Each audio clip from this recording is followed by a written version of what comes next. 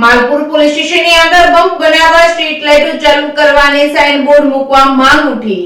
માલપુર ગામમાંથી પસાર થતા રસ્તો કલ્યાણ ટોલ પ્લાઝા માલપુરના હેઠળ આવે છે। તેમાં અવરજવર કરતા ઓવરલોડિંગ સાધનોને ખૂબ જ ઝડપે જતા નાના વાહનોની સંખ્યા અનેક ગણી છે।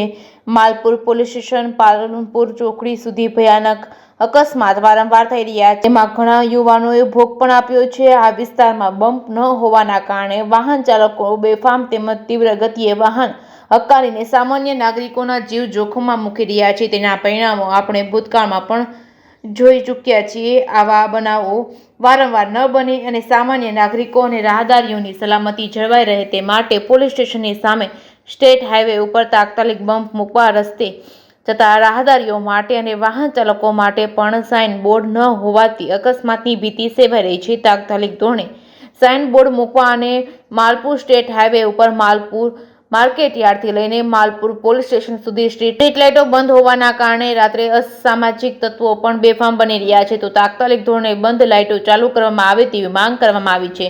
રિપોર્ટિંગ બાય મયુર પોકાર, માલપુર।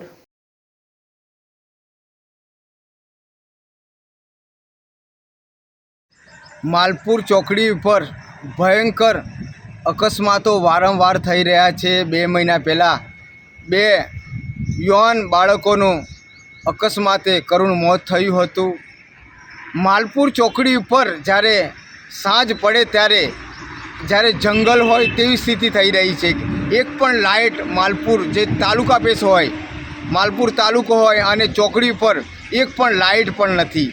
અને જ્યારે માલપુરથી જ્યારે પ્રસાર થતા વાહનો તીવ્ર ગતિથી ફૂલ ફાર્મથી વાહનો ચાલકો ચલાવી રહ્યા છે। એનું મૂળ કારણ છે કે ત્યાં પોલીસ સ્ટેશન આગળ બમ્પ નથી, તેના કારણે વાહનો અકસ્માત થઈ રહ્યા છે। તો અમારી LNT અધિકારી સાહેબશ્રીને લેટર આપવામાં આવ્યું છે કે તાત્કાલિક બમ્પ બનાવવામાં આવે અને ચેતવણી બેનર લગાવવામાં આવે।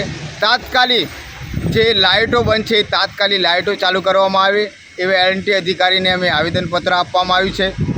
ટૂંક સમયમાં જો આ પ્રશ્નો હલ નહીં થાય તો અમારે ગાંધીજી માર્ગ જવાની ફરજ પડશે।